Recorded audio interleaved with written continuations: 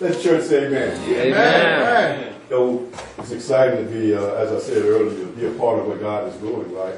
And keeping in mind that He's building us as a church. He's growing us. And as we are growing, we are seeing what it looks like based on the journey that we have decided to take. That's the thing we really have to keep in mind as we're moving forward, because subconsciously you're always going to have this picture of what church has always been and how it's been presented to you.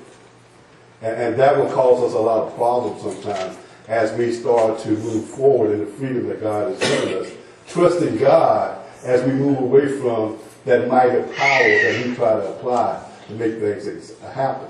As God is using Paul to teach Timothy, is how to build a church that has moved away from that place. Creating that new environment, that new culture that represents the kingdom of God, where it is about unconditional love. It's about nurturing and building up. It's about making better. And we come from a fallen world that's designed to point out your weaknesses, to punish you for your shortcomings, and to continue to try to keep you in a uncomfortable place, to try to get you to where they want you to be. When God says, you're free to do whatever you want to do. Just hope you have enough knowledge and understanding about what you want to accomplish and where you want to be to determine whether the decisions that you are making are going to be beneficial for that end. Because you're free to choose whatever end you want. And it's nothing like having the freedom to do that, because it's when people start to try to take those freedoms from you that the human nature rises up to fight to have it.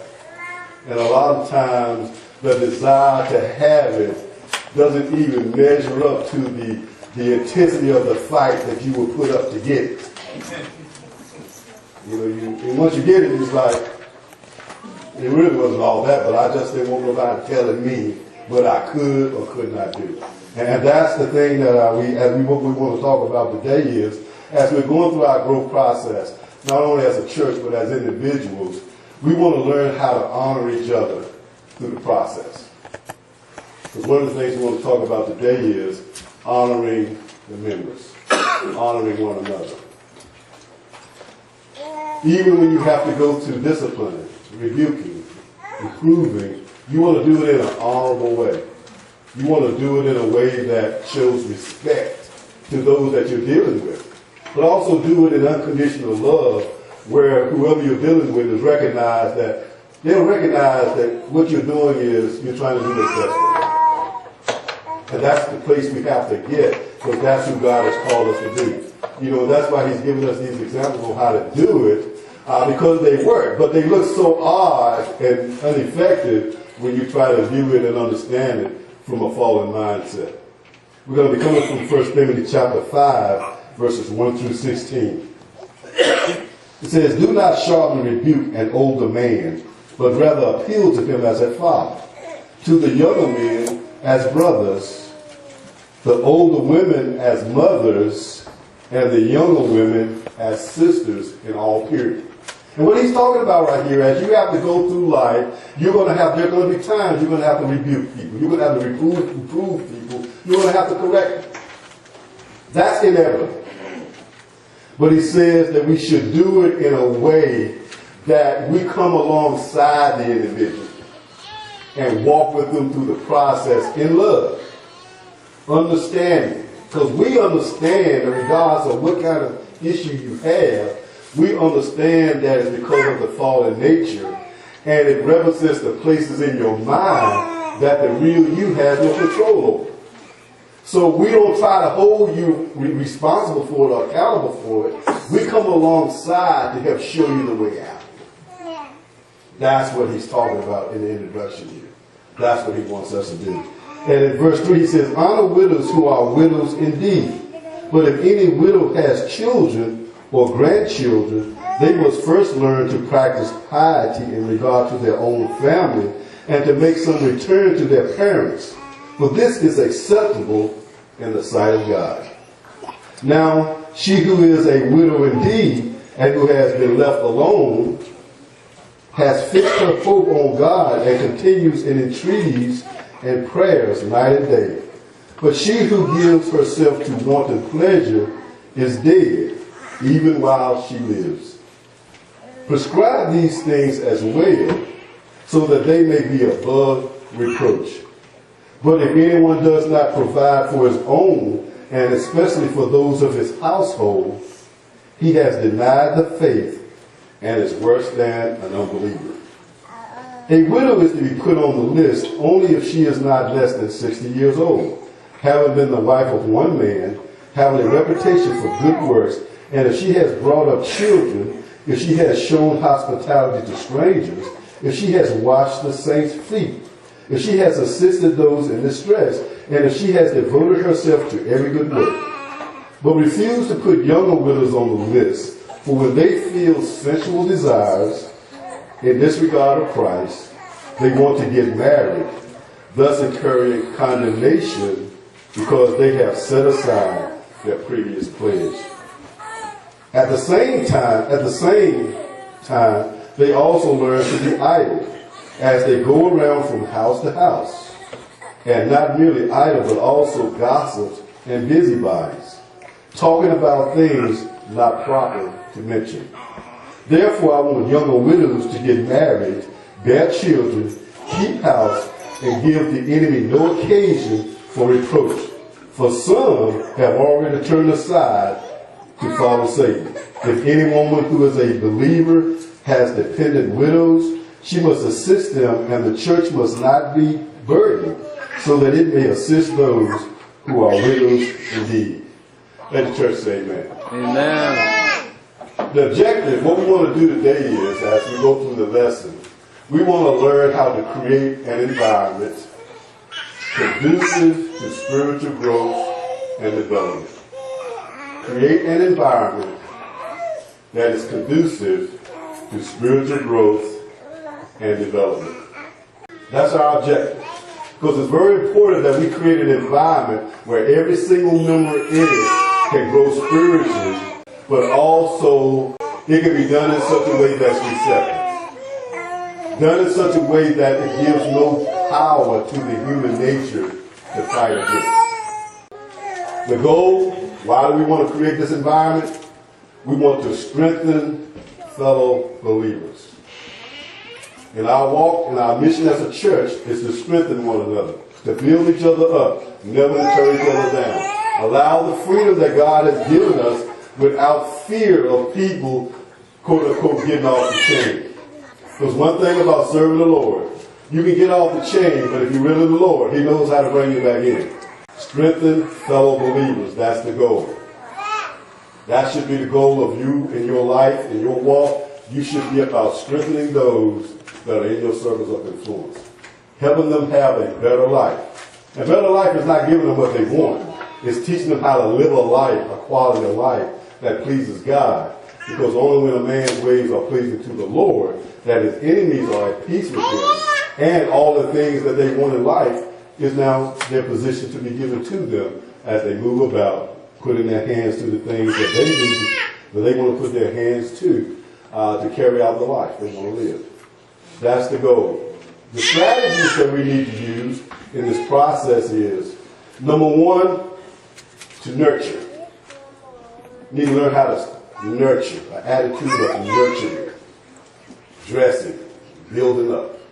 Strategy number one, nurture. That's a part of your process. If you want to build an environment that's conducive to spiritual growth and development, or is conducive to growth in general, it must be an environment of nurturing. Nurturing. Strategy number two is you must have a strong support system in place. Because trying to take this journey on alone can be overwhelming. If you think you have to go through it alone and all the challenges you have to go through, because sometimes it's just someone coming along saying, it's going to be all right, will change your day. Someone just saying, look, I'm here for you if you need me. Someone that you know that you could go to to get assistance without it being held against you. So we need a strong support system. That's why we're encouraging each other here to really get to know each other, because this is your support system. This is a group of people that love you, and whatever you need, if they have it at their disposal, they'll be there to share it with you without holding it against you, without reminding you of how much they've done for you. And make you feel good about sharing with you because they allow you opportunities to share with them. And God helps us to make it a two-way street, not a one-way street. And even if it's a one-way street, He's developed the hearts and minds of the people that it's not an issue. That's just who we are. But it also brings us gratitude and gratification as we have these opportunities to fulfill these needs, because that's who God created us to be. The third thing is, in the strategy, is promoting spiritual maturity. As a church, we should be promoting spiritual maturity. In your family, you should be promoting spiritual maturity and maturity. And don't expect someone that's not mature to be mature. Learn how to help them get on the road to maturity. And as you observe their lives, you see the things that are needed to help put them on a more positive road to be more effective. And if you have some need that is overwhelming you, you won't be patient enough to allow others to grow. And these are the things that we have to be consciously aware of what we're putting in place and why. But the number one reason, we can never give the enemy an opportunity. See, because when he's not doing anything to rattle your chain or distract you, what he's doing is now useless. It's ineffective. It also shows your power and authority over your mind. And that's the key. So we as a church, we have to set up these environments that help takes us to these places of self-control and the freedom to grow without being punished for not being at a particular place at any particular time. The fourth thing is we must provide proper guidance. We provide proper guidance. In verse 1 and 2, we are told to show proper respect for the members of the church. Even if someone has committed a sin, we ought to rebuke in love and understanding. We must keep in mind that harsh words stir up wrath. Harsh words stir up wrath. Even if you say the right words, but if you say them harshly, they stir up wrath. See, sometimes we think we have control in our lives and those in our lives. And we realize we don't. And it's hard to have control over a place where you don't have control. It only creates chaos. And this is what we're learning as we move on. That's why we must be careful not to allow Satan to use us to destroy people in any form or fashion, regardless of what it looks like or what we're trying to accomplish. We're always about edifying and building up. So until you get to the place where you learn how to edify and build up, you have to understand that there's some consequences that come with that. You may not have the control that you need in your environment because you haven't positioned yourself to have it. But if you want it, you should want it bad enough to learn what you must do to have control. So you have to be willing to practice different things. So as I'm growing, I'm learning how to practice different things. That's why nothing is written in stone. But I believe that my God, if I take that approach and allow him to teach me what I need to know to be in control, he's going to take me to that place. And once I get to that place, I'll have it. Because what we're learning is it's important. We have to start from day one. And we regret sometimes that those that had us here at day one didn't start us off right? Because we learn the things that we didn't learn and how they've impacted our lives. See, this is very essential because as a church, you have to understand we're building a reputation that goes beyond killing the saints. Because that's the reputation that the church has. Killing its believers. Destroying its believers. Friendly fire. And so many times in an effort trying to help one another. Trying to do the right thing. And a lot of times we cause more damage to one another than we would have if we would just left people alone. Because you have to know how to do what it is you're trying to do. Having a good idea is not enough. And that's why we have to understand that we need to establish a foundation in our character and our behavior ourselves that is essential for us being able to approach life in such a way without fear of something being lost. Working for the effort at the end of making things better. And we've come to understand that the rules, do's, and don'ts is not the way. The do's and don'ts let you know when you haven't done it. Therefore, we focus on the freedom that we have and teaching people the right way. And the enemy in the world, we spend all of our time teaching people what not to do. Because people automatically gravitate toward doing what's wrong. So we have to learn how to start off teaching people how to do what's right. Giving doing what's right the attention. And so many times as you're raising your children, as we in the church trying to help each other get better, a lot of times human nature, it rebels against, which is only going to lead us to destruction. And this is very important because we get called to freedom. But we're not to use our freedoms as an opportunity for the sinful nature. And most of the times in the church, it happens when you're trying to help one another. You're trying to help people do the right thing, they don't do it, so you get upset and you angry at them. That human sin, you know what I'm saying? That very sin or whatever they're dealing with has now led you over into sin because of your response to it. You know, you base your voice. Did you hear me? That's not the Spirit of God. You got to learn the power of a gentle, meek, quiet spirit, because it's the Spirit that's carrying out the desire, not you. But who could trust such a thing when you've been trained in the world that those are the people that get run over? Those are the people that get taken advantage of. Those are the people that get mistreated. That's right, when you operate in the human nature.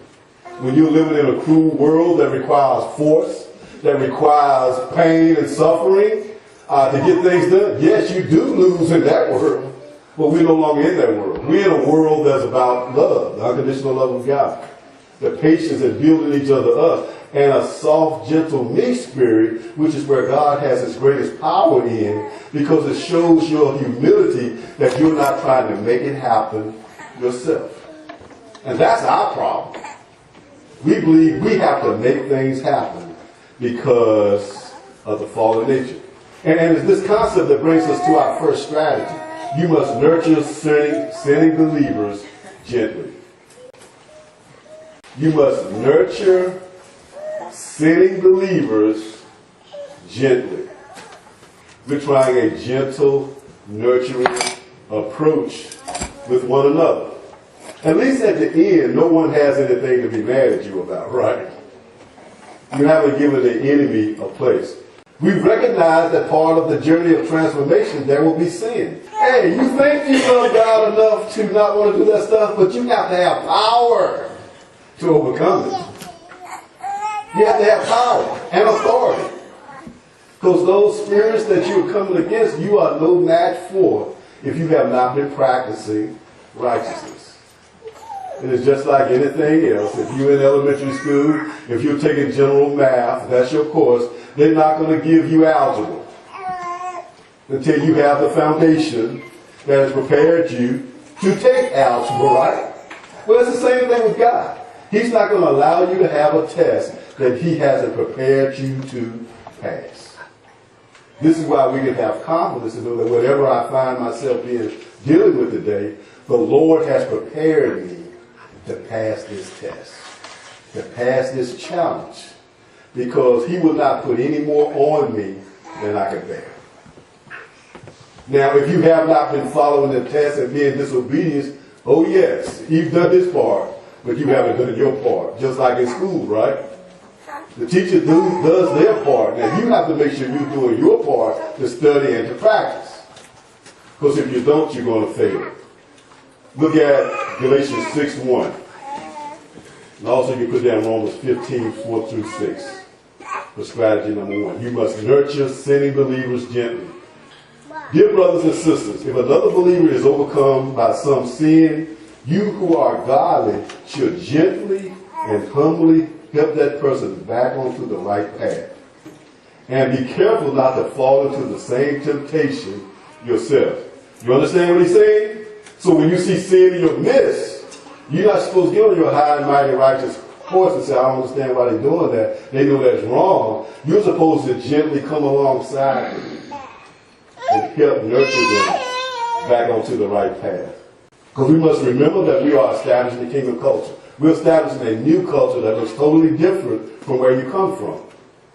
Therefore, we have to understand that it's a kingdom where God rules over the hearts of the believer, and the believer rules over their circles of influence. And you have to be constantly asking yourself, am I in charge of my circle? The places that I find myself in, am I in charge? What does that mean? That means that the character in which you operate in is the influence over those that you're dealing with. What does that look like? You can see people trying to respect what you stand for. You can see people trying to honor you in who you are and what you say you stand for. Or do you find yourself becoming a victim to what they're doing and how they're doing things? You find yourself mimicking them, picking up their ways and habits instead of following the habits that you're supposed to be developing to be who God has called you to be. Matthew 7:12 says, do not do unto others whatever you would like them to do unto you. This is the essence of all that is taught in the law and the prophets. The church must develop an attitude of nurturing to improve and develop each member by careful attention and training. This is what we are doing. This is why we take the approach to what we're doing. And these are the things that we're learning how to do as a church so that we can be effective regardless of what environment we find ourselves in. In verses 3, 5, and 9, and 10, it says, we are told to honor widows. And honor carries the meaning of financial support in this context here. 5, it says, now she who is a widow indeed and who has been left alone has fixed her hope on God and continues in entreaties and prayers night and day. A widow is to be put on the list only if she is not less than 60 years old, having been the wife of one man, having a reputation for good works, and if she has brought up children, if she has shown hospitality to strangers, if she has washed the saints' feet, if she has assisted those in distress, and if she has devoted herself to every good work. That's what a qualifying widow looks like. But you notice he talks about putting it on the list, right? Now, this is not talking about the list for financial support. This is talking about ministry service. And it's amazing, he's actually talking about single women. This is a remedy for single women that God wants to be put on the list for as being capable for ministering in the office in which God has designed her to minister. And when you look at Titus, you see what that ministry is. Helping serve tables. Single women. And the single women that God talks about is widows that have been married, that have shown the reputation of being devoted to God and having raised godly children. Very important that we understand, because it helps us understand the formula that God has put in place. And we can compare that formula to what everybody else has put in place. Then we can look at the results of what we see in everybody bring forth, and we can understand whether it lines up with God or not. If not, we know why. Because a lot of times we feel we need to put things in place just because we are here. If you don't have what God has said needs to be the qualifying thing, that means you don't need it yet. That means He's developing it. And we have to be patient for Him to develop it. You see, qualifying widows, as you said, they must be 60 and above, with no one to support them, and no means provided for their own daily needs, and totally committed to serving God full time. See, because 60 was considered, like I said, as retirement age here, and usually had completed raising your family. And now you're free and committed to serving God. You mature, because that's what the family, being a wife, is supposed to do, help bring the woman to maturity. That's what it's designed for. And these widows have built a reputation of being a one-man woman, totally devoted to being faithful to her husband, and her life is characterized by purity of thought and action as pertains to her marriage. Because during this time when the church got started, the women were put in place to help deal with the sick, help the older people, but also we know that they're told to help train the younger women on how they're supposed to live and being homemakers and stuff. They were also godly with an undivided devotion to God while living a self-controlled life above reproach. These are the women that God has said are to be put on the list of women who are qualified to teach the younger women in the church on how to be women of God. Wow, that's awesome, isn't it? Now keep in mind that there are the married women that are already walking this walk that are also qualified also. Because that's what he said. They had lived a life, they had raised children, they had been who they needed to be with their husband, but their husband is no longer here. And so these are basically the single women that God says should be in charge in these ministries are widows that are actually representing this characteristic in their lives. Anna was one. It says, now there was one Anna, a prophetess, the daughter of Phanuel of the tribe of Asher. She was of great age and had lived with a husband 7 years from her virginity. And this woman was a widow of about 84 years, who did not depart from the temple, but served God with fasting and prayers night and day. That's Luke 2:36 and 37. Anna is a type of this woman, this widow that God is talking about. And as you can see, one of the biggest problems in the church is we're putting people in charge of things that are not qualified from God's perspective. And that's why we're having problems. The church is responsible for taking care of poor widows while making provision for them as far as they are able. In the distribution of the church's charity or alms, we should be taking great care to assure that those who qualify share in the church's bounty, those who need it. And God has given us a qualification of those who need it. In actuality, we are talking about single women in the church who qualify for ministry service to the church and God, which brings us to our next principle, strategy. We must develop a strong support system. Verses 3, 5, 9, and 10. Look at James 1:27. We must have a strong support system. James 1:27. Pure and genuine religion in the sight of God the Father means caring for orphans and widows in their distress and refusing to let the world corrupt you. You must develop a strong support system. James 1:27. And this is what, as we're growing as a church, we're developing a strong support system to help one another as we move through life each day. These are some of the ministries we have in place, some of the ministries we are planning to put in place. And we have the brotherhood ministry. We plan on putting the community hospitality ministry in place. But there has to be qualified people to carry them out. No longer are we about just sticking people in place what they want to be, what have a desire to be, because it's going to take more than that to make you stay at it.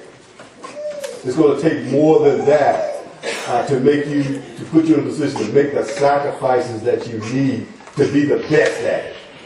Not just giving God what's left over. You go over and beyond, not because I got this, I can't do this. I'm doing this, but I'm going to give this the best regardless of what the sacrifice it takes from me. That's what God is looking for. That's what works.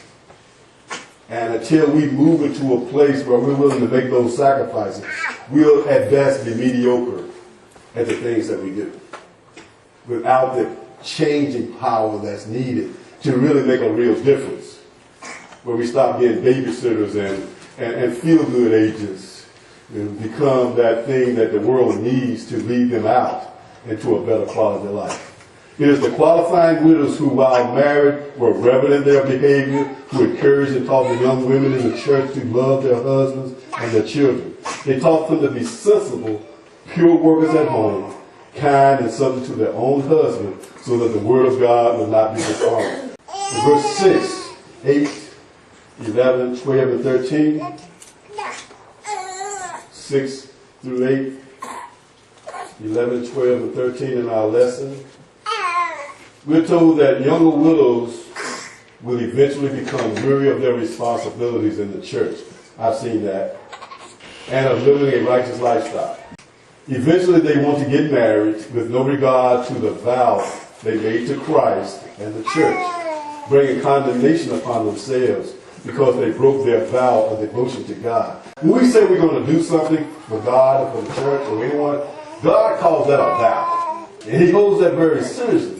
But we live in a society where people don't hold their words serious. Or the things that they commit to, they don't take it seriously enough to stay at it. It gets hard, become a burden, or whatever. They think it's okay to just drop it. God is not pleased with that, and he holds us accountable for that. He said you bring condemnation on yourself. That's why he tells us in his word, it's better not to make a vow than to make one and don't keep it. And as leaders, we learn how to realize that just because a person says something, we don't necessarily allow them to do it, or we encourage them to take a second look at it. And let them understand the importance of the commitment that you're making. He says, so they will marry, leaving their first love, breaking the vow they made to Christ and the church to behave well, violating the trust placed in them. Because, it's once you get trust, if you break it, it's hard to get back. That's why we have to be careful as we move through life that we don't flippantly go about doing things or flippantly just move away from the things that we have promised to God.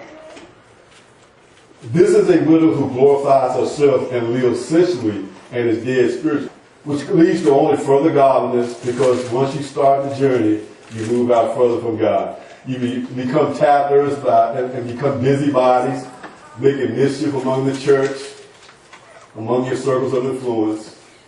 And this opens the door for the enemy to give reproach and a bad name for the church, which is common among the religious community today. These widows set a bad example for the younger girls in the church. Therefore, younger widows should not be allowed to make vows of service to the church of God. As we are growing as a church, we understand that single women, young single women, we shouldn't allow them to make vows in service to God. Because we know that because of their youth, because of the sexual desires that will arise, it's going to lead them out. Because what I'm observing as we move forward, even married people shouldn't be allowed to be put under so much responsibility. That's a select few if they have a family, because it's just too much burden that comes with it. And you're not putting them in a position to be successful when you allow them to take on these extra burdens. This is the wisdom that God is teaching us as we move forward, which helps us better understand how to have a healthy body. Realizing that there are certain stages of your life, it takes all your energy for that. You have children and work, especially working with children. I mean, that's not normal, y'all. That God didn't intend for it to be that way. That comes with a heavy burden when you have to work and raise children. And then you add other things onto that. That's disaster waiting to happen. Because there's only so many hours in a day. And God wants his regardless of what else you're doing. And we'll find ourselves coming up short. But the enemy will tell you that you're being ignored. No, you're being looked out for. Because of the responsibilities that you have. Because God doesn't need us like that. He needs us to follow his blueprint. And he's able to keep us. And that's why we really have to be aware of who we are and where we are. And basically know ourselves. What type of sacrifices am I willing to make without cutting anything short? That takes a special person. when you have a lot of burden, a lot of responsibilities, I won't say burden, but when you have a lot of responsibilities. I know when I did it coming through, trying to run a business, trying to raise my family and be there for my son when they were going through, I had to make a lot of sacrifices. There was a lot of times I had to go to work at 12 o'clock at night to make sure I was there with him. To only get off at 2 or 3 or 4 o'clock in the morning, only to be back up at 6. Those are things I had to do without cutting anything short. I understood that there was a great sacrifice and that whatever I had put my hands to, I had to give it 100%. That's the only thing that God would honor. But I also knew that he would empower me and strengthen me to do it. That's why I don't take those excuses as acceptable excuses if you've taken on responsibility. Because I know it can be done. If you learn how to trust God and not depend on what the world has told you you need to be successful. These are things I've done, not just for a year, but for the whole duration. Yes, we went out of town on basketball trips on the weekends to sometimes get home at 5 or 6 o'clock, just enough time to change and get ready to cook breakfast for everybody and go to church. See, I cooked a full meal every Sunday. Not chips, not cereal. Bacon, eggs, potatoes, biscuits, the whole 9 yards every Sunday. And make sure I got everybody up on time to get to church on time. That was my responsibility. That was the sacrifice I had to make. Because that is what God honors. Giving it your best. That's why I don't take these things as excuses, because you're just not willing to make the sacrifice. And until you're willing to make the sacrifice, you're not going to be in a place where God will honor what you do. You have to make those sacrifices if you're talking about serving God. And which brings us to our next principle. The church must promote spiritual maturity, not availability and ability. The church must promote spiritual maturity, because it takes spiritual maturity to do the things that I just explained to you. The church must promote spiritual maturity, not availability and ability. And so many times we put people in positions because they have the ability and they're available. The church must promote spiritual maturity. God does not accept half effort. He wants all of you or none of you. And we have to create an environment that helps us grow into that state of mind. This is why God is allowing me to do things the way He has me doing it, because this is what helps you grow into that level of maturity, where you can be successful at the things that you put your hands to.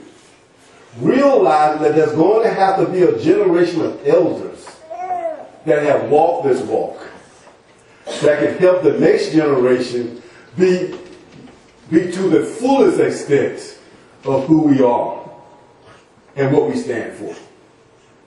Understanding that that road has to be made for those that are following to continue to make it better. Church must promote spiritual maturity, not availability and ability. Because when you look at verse 11, he says, but refuse to put younger widows on the list, for when they feel sensual desires in disregard of Christ, they want to get married, thus incurring condemnation because they have set aside their previous pledge. And as you start to put people in positions, as other things come up where they deem more important, you will find them putting aside the things of God. These are the things we have to be careful about, people. Because to those whom much is given, much is expected. And you have to be aware of your commitment to God. You can't be saying I had to work late. You got to be willing to tell work, I can't work late because I have obligations that I have made to God. That's what God is expecting. It's only then when He fixes your situation so that you can do both. If you're willing to put God first. But who's willing to take such a chance when you haven't learned how to trust God like that? When you know the world is such a cruel taskmaster. It's called kingdom authority. Walking in the power that God has given you to be who God has called you to be. And that's what he says in verse 7. Don't put these people in leadership positions. Because their desires that's inside of them, they're not even aware how strong they are. And when they get caught out there and these desires arise, it's going to control them to move away from God. Because no one seems to have a problem with breaking a promise with God. In verse 14, we're told that younger widows should get married, bear children, keep house, and give the enemy no occasion for reproach. Can you imagine going out in the world and say, look, y'all young women, y'all need to get married, have children, raise a family, stay home, and do all that. What do they call that?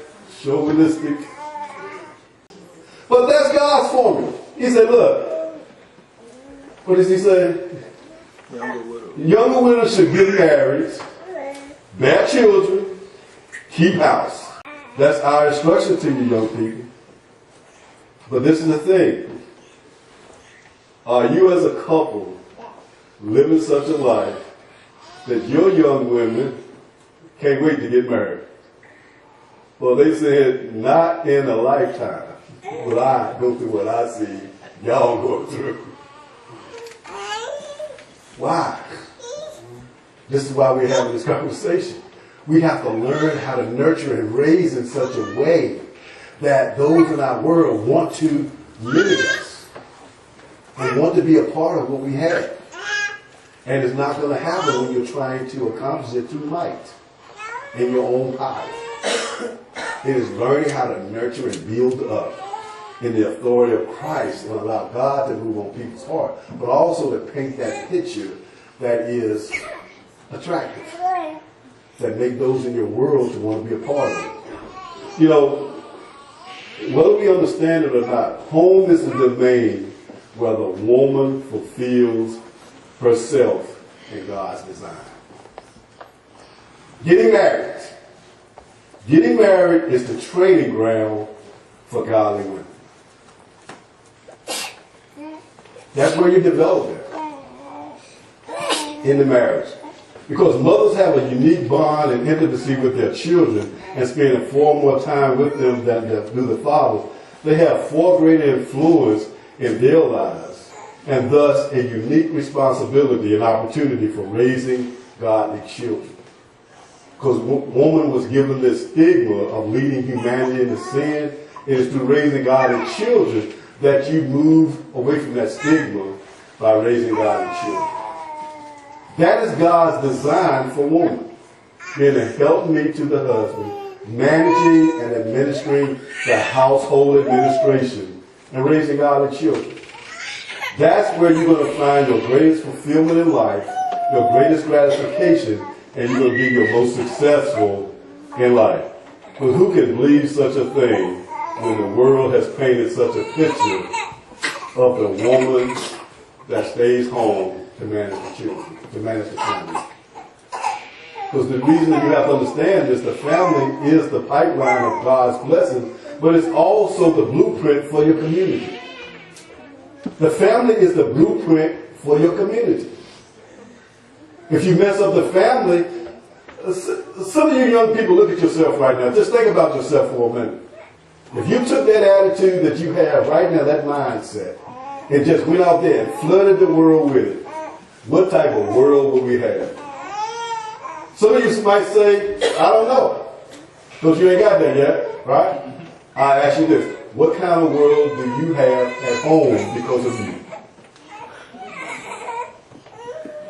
Do you have a happy family that everybody gets along, everybody love each other and working together? What kind of family atmosphere do you have, young people, because of you? What do you bring to your family environment?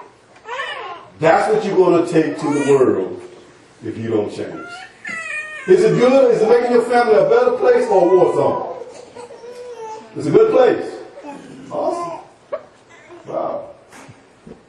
Is it a good place or a war zone? This is your reality. Regardless of what your mind is telling you, this is your reality. This is what you take everywhere you go. And nobody's doing but yours. Do you really want to be that cruel to a lost and dying world? See, this is our concern. This is our responsibility as a church and as families, is to produce a product, for lack of a better way of saying it, to send out to the world to make the world a better place. That's why we're here, to make the world a better place for all people. Because regardless of how messed up you are, young people, you are a gift from God. You are a blessing from God. And that's how we see you.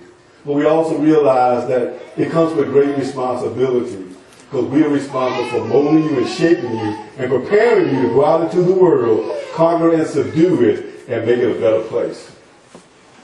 So that we will not be putting God's kingdom to shame when people examine us and they see what we are putting out there in the world.